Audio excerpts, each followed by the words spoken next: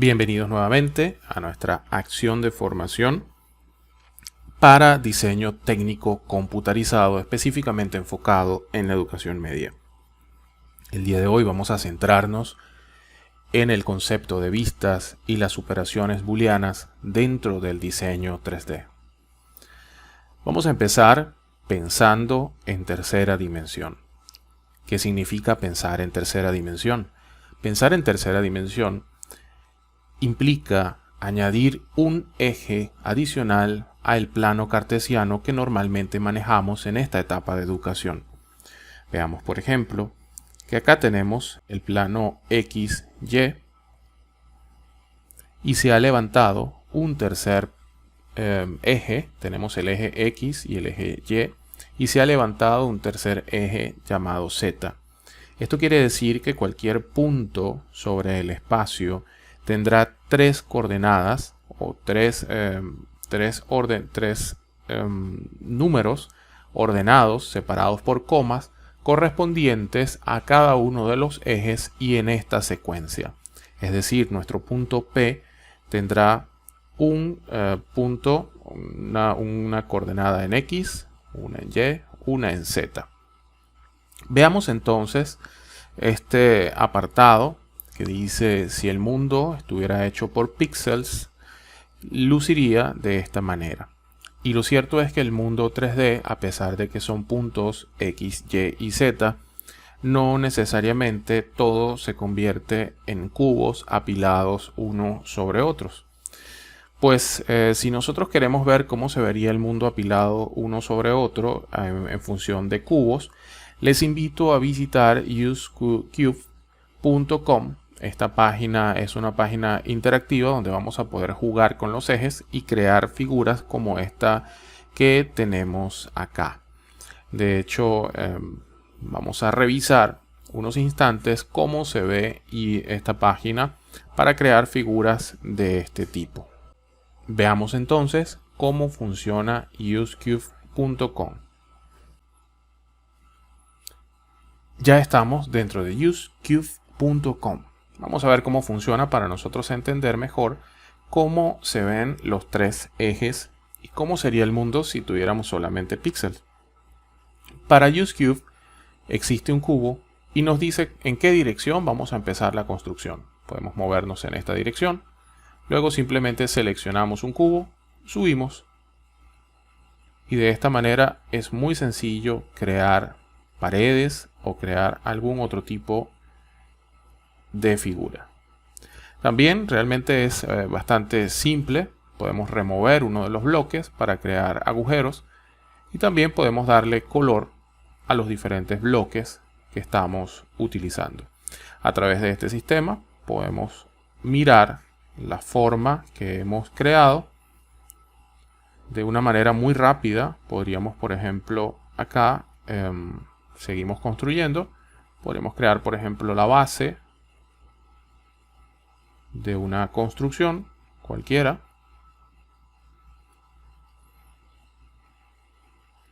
y vamos creando entonces lo que necesitamos.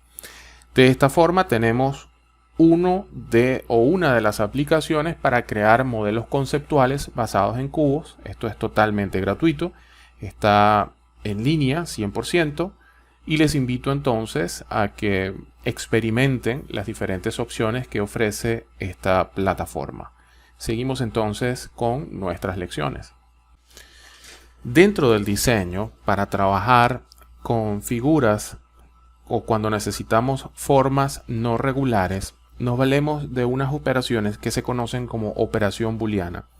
Es el proceso de creación de un objeto creado mediante la combinación de dos a través de una operación matemática. Estas operaciones son la unión, donde vemos que el objeto amarillo se junta con el objeto rojo y se convierte en una sola figura.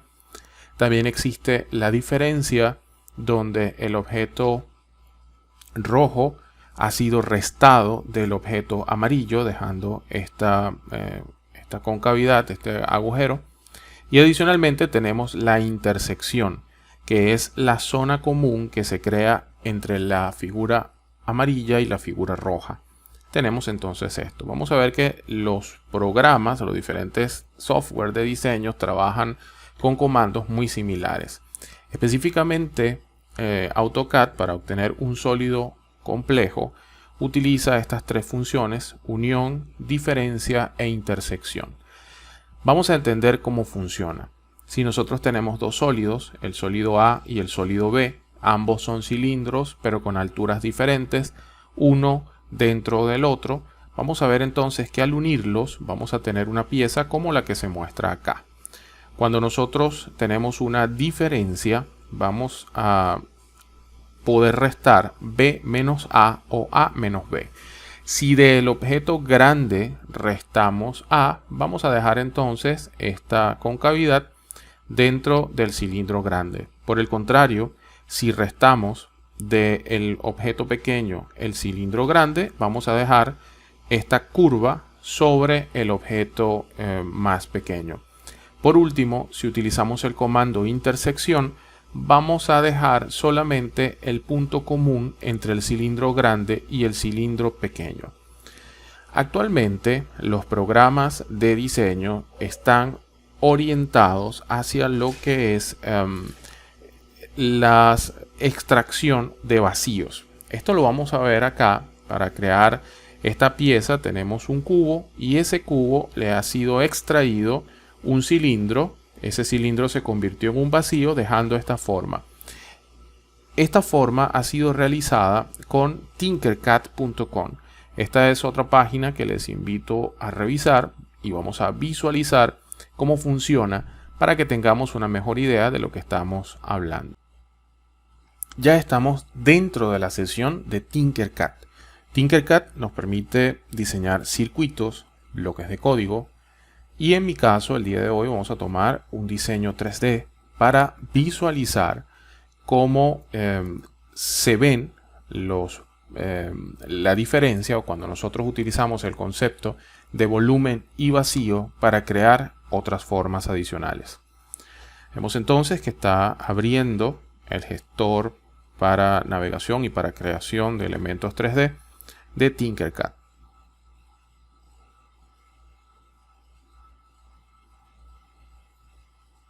Lo primero que vamos a encontrar en Tinkercad es nuestro plano de trabajo. Este plano de trabajo está pensado en impresión 3D y de esa manera vamos a poder entonces nosotros establecer los límites de hasta dónde llega nuestro dibujo. Para esta rejilla, cada cuadrito o cada línea que se presenta tiene 1 milímetro. Esto nos va a permitir estimar de qué tamaño es nuestra pieza. Vamos a suponer que tomamos un cubo, lo centramos y cuando iniciamos el tamaño del cubo podemos entonces dar dimensiones. Este será un cubo, por ejemplo, de 70 por 18 de altura. Vemos entonces que es un cubo. Con esto podemos navegar, en todo caso es un paralelepípedo, podemos navegar dentro de este cubo y también podemos acercarnos con esta tecla.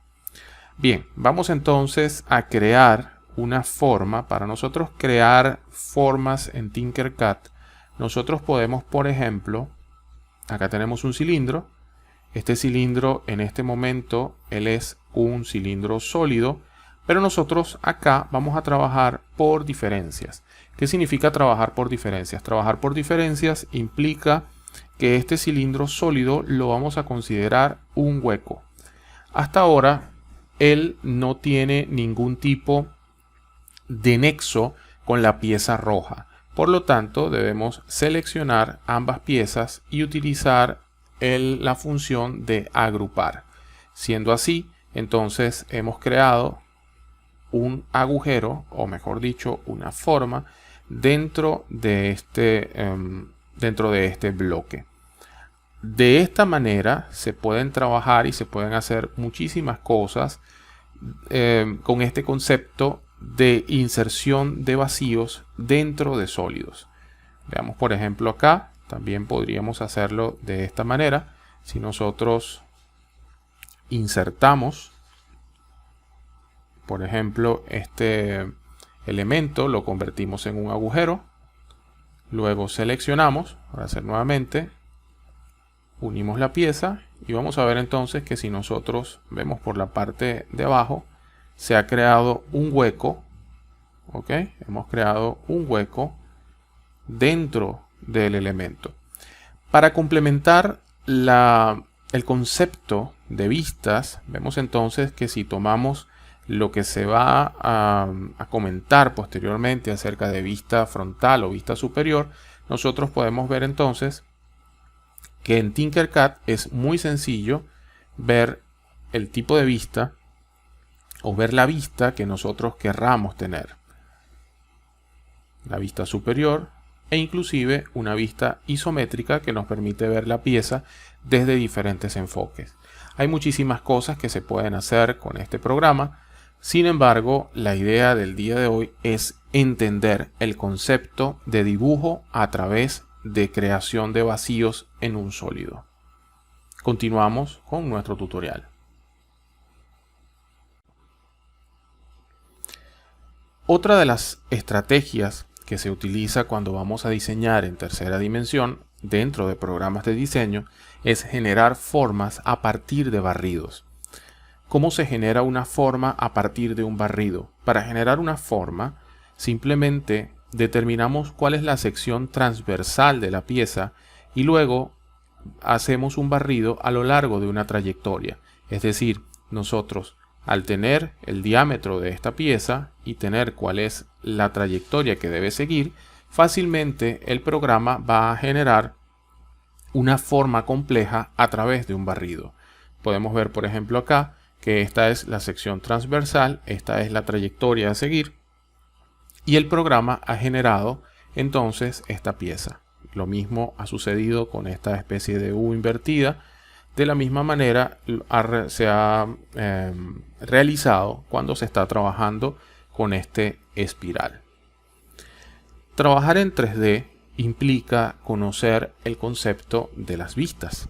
Las vistas son la forma como se ve un objeto dependiendo el punto de vista o la posición de un observador.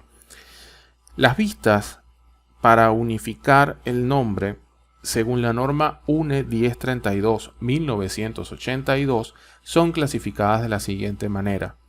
La vista A se conoce como vista de frente o vista de alzado. La vista B se conoce como vista superior o vista de planta. La vista C se conoce como vista izquierda o lateral izquierda.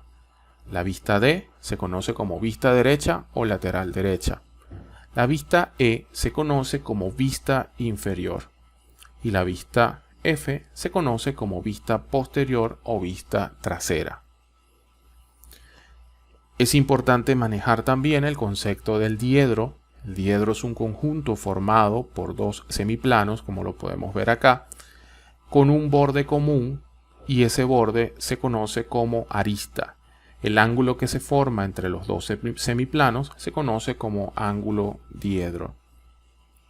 Acá podemos ver un diedro, el cual se representa como se representa nuestro eje cartesiano y también está dividido a su vez en planos.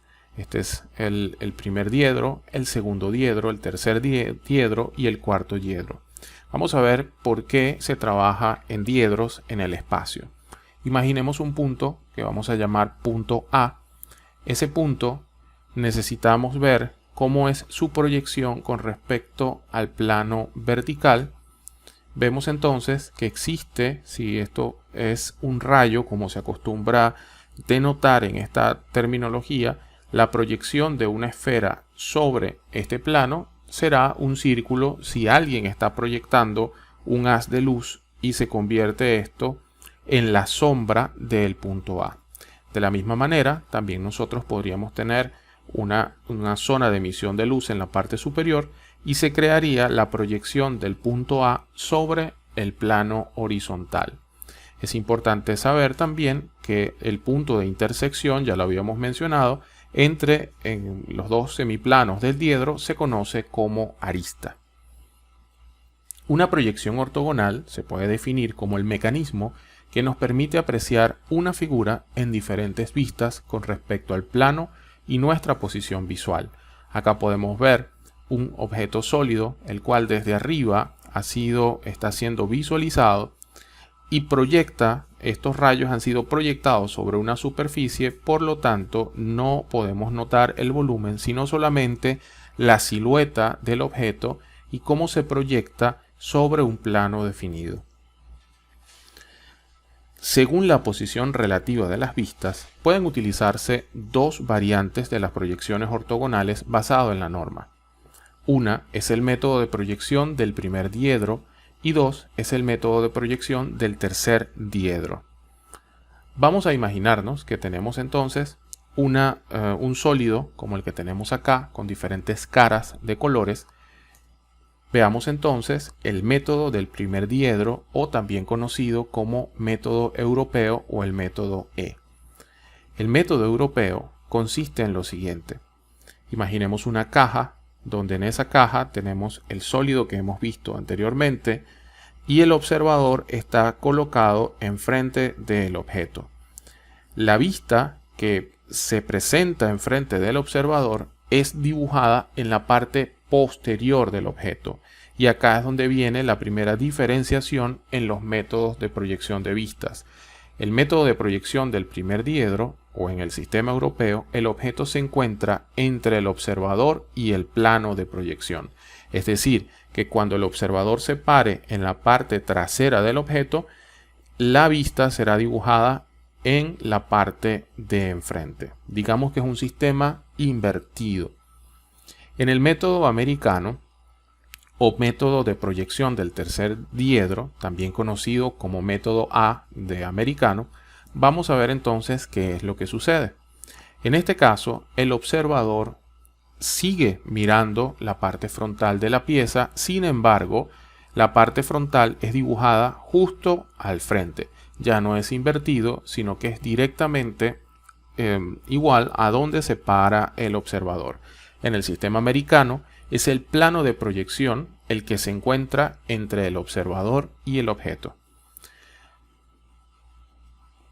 Acá podemos comparar el sistema europeo con el sistema americano si nosotros pudiéramos abrir la caja donde está el sólido. El sistema europeo tiene una apertura hacia afuera y el sistema americano tiene una apertura como desde adentro hacia afuera. Sin embargo, esto no son más que formas de explicar de una mejor manera cómo se representan los planos de una manera gráfica. Existe una notación internacional de las vistas. Está basada en un cono truncado y un observador que está realizando las vistas. Vamos a ver entonces cuál es la diferencia. Para el sistema europeo o el sistema E, el observador se para frente al cono truncado. Por lo tanto, la vista que él puede percibir, la vista frontal, se representa detrás del objeto sólido que él está mirando. Ahora veamos qué sucede con el sistema americano. En el sistema americano, el observador está parado justamente en el mismo sitio y observa la pieza en la misma dirección. Sin embargo, la vista está entre el observador y la pieza. Es acá donde se ve la diferencia de la notación de un sistema u otro. Como siempre, gracias por tomar el tiempo de estar con nosotros y vamos a continuar con un próximo tutorial y una nueva lección. Muchísimas gracias por tu tiempo.